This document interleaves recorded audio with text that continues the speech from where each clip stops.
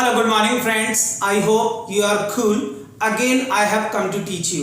तो देखो फ्रेंड्स, आज हम आपके लिए लेकर आए हैं सीरीज पैसिव वॉइस की। तो चैप्टर हमारा 1 है, तो हम बात करेंगे चैप्टर 1 पैसिव वॉइस। ठीक है फ्रेंड्स, तो आज हमारा जो पैसिव वॉइस का पहला चैप्टर है वो है present is am are plus third form.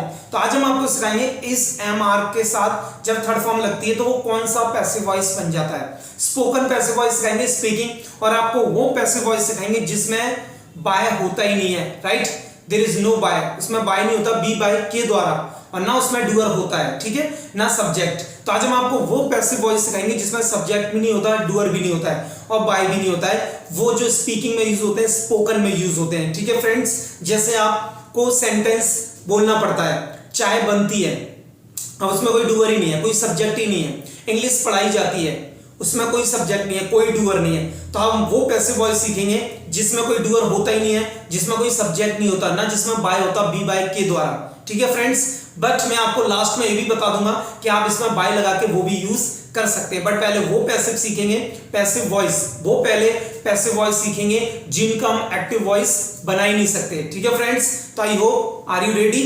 Okay, तो देखो friends, is am are present, कोई काम किया जाता है। तो इज एम आर का हम हिंदी में मतलब बना रहे हैं कोई काम किया जाता है, जैसे या कोई काम होता है। जैसे इंग्लिश पढ़ाई जाती है तो इंग्लिश पढ़ाने का काम होता है, चाय पी जाती है, चाय पीने का काम होता है।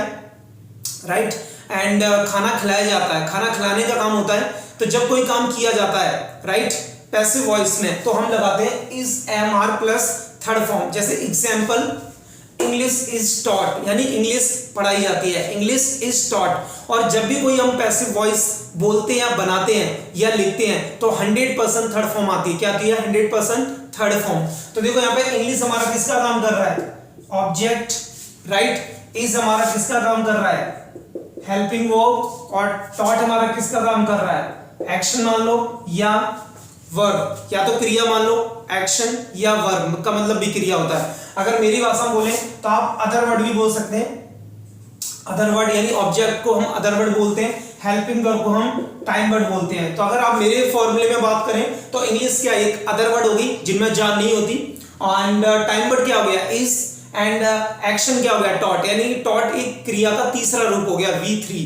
राइट, तो हमने बोला इंग्लिश इज टॉट, इंग्लिश पढ़ाई जाती है। अब इसमें कोई डूअर नहीं है, इंग्लिश पढ़ाई जाती है, यानी कोई काम किया जाता है। अगर इसी को आपको बोलना हो कि इंग्लिश मेरे द्वारा पढ़ाई जाती है तो इंग्लिश इज टॉट बाय मी, आप यहां पर लगा सकते हैं बाय मी।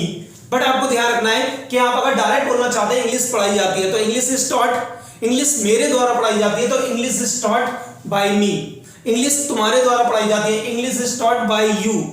राइट, इंग्लिश जीतू सर के द्वारा पढ़ाई जाती है, English is taught by Jeetu sir. यानी कि लास्ट में हम बाय लगा के इसी सेंटेंस को यूज कर सकते हैं। बट हम यहाँ पे ओनली इतना बोल रहे हैं इंग्लिश पढ़ाई जाती है, इंग्लिश इज टॉट। तो आगे ना इज, इसके साथ क्या आ गई?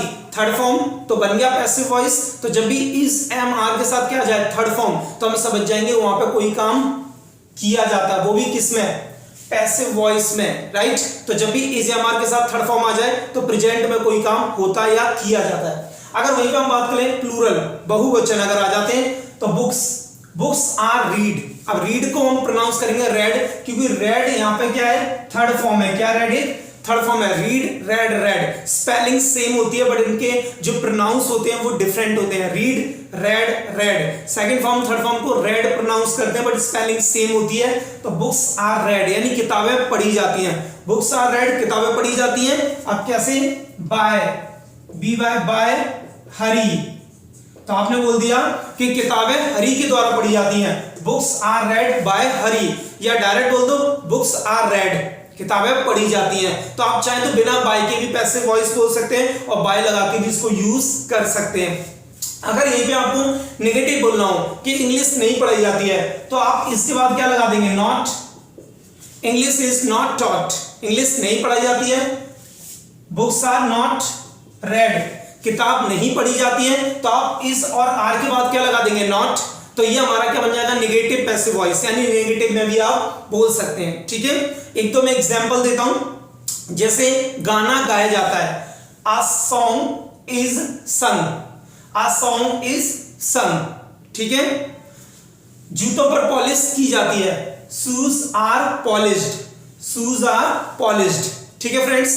नेगेटिव भी आप बोल सकते हैं, चाय नहीं पी जाती है, टी इज नॉट टेकन, दूध नहीं पिया जाता है, milk is not taken, nonveg नहीं बनता, नॉनवेज इज नॉट कुक्ड, ठीक है फ्रेंड्स।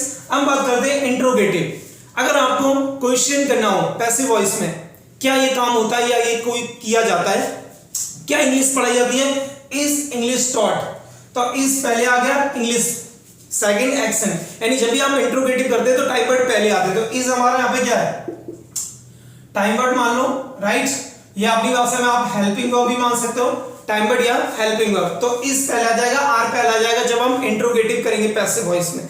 जैसे इज इंग्लिश टॉट, क्या इंग्लिश पढ़ाई जाती है, आर बुक्स रेड, क्या किताबें पढ़ी जाती हैं। अगर मैं बोल रहा हूं क्या इंग्लिश बोली जाती है, इज इंग्लिश स्पोकन, क्या खाना बनाया जाता है, इज फूड कुक्ड, क्या किताब पढ़ी जाती है, इज अ बुक रेड, क्या किताबें पढ़ी जाती हैं, आर बुक्स रेड, क्या जूतों पर पॉलिश की जाती है, आर शूज पॉलिश्ड, क्या क्रिकेट खेला जाता है, इज क्रिकेट प्लेड। यानी जब भी आपको इंट्रोगेटिव करना है तो आप हेल्पिंग वर्ब या टाइम वर्ड को पहले लाएंगे, उसके बाद ऑब्जेक्ट या अदर वर्ड या एक्शन। बट इस वाले सेंटेंस में क्या है, डूअर नहीं है, तो आप बिना डूअर के भी पैसिव वॉइस बोल सकते हैं और डूअर के साथ भी, जैसे बाय लगा के, जैसे इज इंग्लिश टॉट, राइट, क्या इंग्लिश पढ़ाई जाती है, by Jeetu sir, are books read by Hari, क्या हरी के द्वारा किताबें पढ़ी जाती हैं। अब हम बात करते हैं कुछ ऐसे पैसिव वॉइस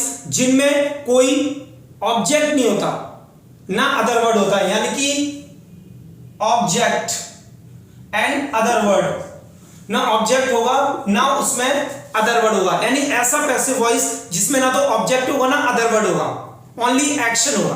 क्या होगा, एक्शन। जैसे इट इज टॉट, पढ़ाया जाता है, तो यहां पे क्या है, टॉट ओनली एक्शन है, इसमें ना कोई डूअर है ना कोई ऑब्जेक्ट है। इट इज डन, किया जाता है। तो आपको घबराना नहीं है, जब भी कोई ऐसा सेंटेंस आ जाए जिसमें ओनली एक्शन हो, तो वो वाले पैसिव वॉइस आप इट से बनाएंगे। किससे बनाएंगे, इट से। जैसे मैं कुछ एग्जांपल देता हूं, खाया जाता है, इट इज टेकन, पढ़ा जाता है, इट इज रेड, पूजा जाता है, इट इज प्रेड, बोला जाता है, इट इज स्पोकन, बताया जाता है, इट इज टोल्ड। यानी जब भी किसी सेंटेंस में सब्जेक्ट ना हो, डूअर ना हो, ऑब्जेक्ट ना हो, अदर वर्ड ना हो, ओनली क्रिया हो, एक्शन, वर्ब, तो वो वाले सेंटेंस हम बनाएंगे इट से। किससे बनाएंगे, इट से। तो आज आपने पैसिव वॉइस सीखा ऑब्जेक्ट पे एंड इट से। अब हम बात करेंगे डूअर, यानी डूअर फ्रंट आएगा पहले, बट वो काम नहीं करेगा उसमें। तो आज हम सिखाएंगे आपको डूअर पे भी पैसिव वॉइस, बट वो उसमें काम नहीं कर रहा होगा। जैसे देखिए आप, आई एम टॉट, अब आई यहां पे कौन है, एक सब्जेक्ट भी है डूअर भी है। सब्जेक्ट मींस करता और डूअर मींस करने वाला, I you we he she name, जो काम करते हैं। तो आई एम टॉट यानी मुझे पढ़ाया जाता है, तो देखो एम के साथ आ गई थर्ड फॉर्म, और बात हमारी क्या चल रही थी, इज एम आर, यानी आई एम टॉट, मुझे पढ़ाया जाता है। अब पता नहीं किसके द्वारा पढ़ाया जाता है, इसी को बोलते हैं पैसिव। यानी पैसिव वॉइस का मतलब होता है कि उसमें करने वाला होता ही नहीं है, अगर होता भी है करने वाला तो लास्ट में होता है, फ्रंट में नहीं होता। तो जैसे मुझे पढ़ाया जाता है, आई एम टॉट।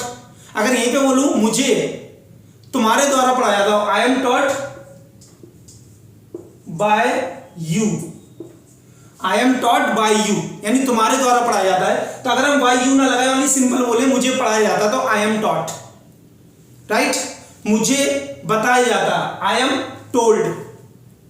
मुझे बुलाया जाता, आई एम कॉल्ड। मुझे भेजा जाता, आई एम सेंट। तो जब भी एम के साथ थर्ड फॉर्म आ जाए तो समझ लो कोई काम किसी के द्वारा हो रहा, बट वो उसमें मेंशन नहीं है। अगर मेंशन भी है तो फिर लास्ट में बाय लग जाएगा, ठीक है। इसको बोलते हैं पैसिव वॉइस। अगर मैं थर्ड के लिए बोल रहा हूं, उसे भेजा जाता है, ही इज सेंट। उनको भेजा जाता है, दे आर सेंट। उनको बताया जाता है, they are told. Is am are के साथ यहां पे भी थर्ड फॉर्म लग रही है। ही क्या यहां पे एक सब्जेक्ट है, दे भी क्या एक सब्जेक्ट है, बट ये काम नहीं कर रहे हैं, बट मूर्ति बने उसमें है।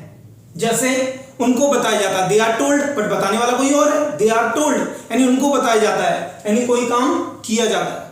ही इज सेंट, उसे भेजा जाता है।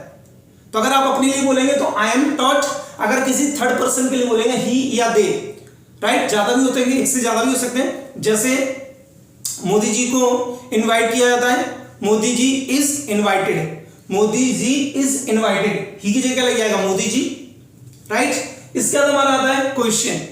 इंट्रोगेटिव अगर आपको करना हो डूअर के साथ ही पैसिव वॉइस या सब्जेक्ट के साथ, आर यू टोल्ड, क्या तुम्हें बताया जाता है, आर यू, अब यू यहाँ पे क्या सब्जेक्ट जरूर है बट कर नहीं रहा कहीं, क्या तुम्हें बताया जाता है, आर यू टोल्ड, अब बताने वाला कोई और है, वो उसमें मेंशन ही नहीं है, आर यू टोल्ड, क्या तुम्हें बताया जाता है।